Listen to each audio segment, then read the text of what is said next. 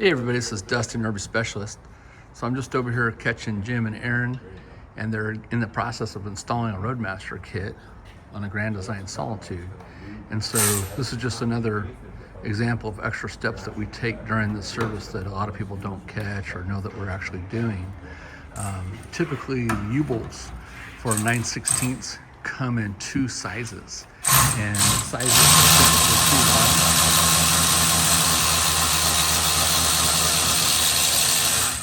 So as you can see, what they've done is they've marked the bolts where they wanted them to be.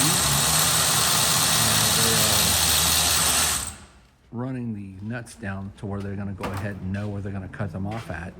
Then they're going to go back and exercise the bolt, which is not the bolt that we're going to use, but the nut to re-thread the threads at the top so that it has a cleaner cut.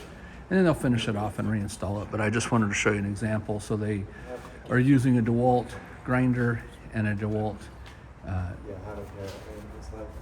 ratchet driver as well. And there he's going to grind it.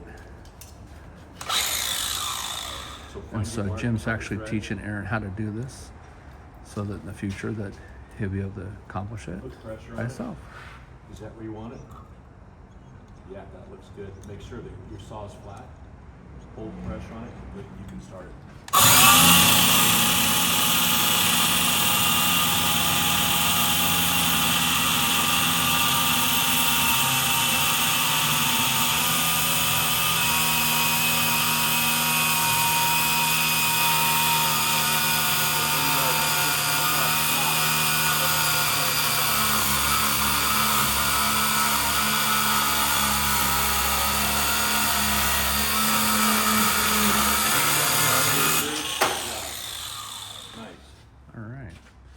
And so basically, It's okay.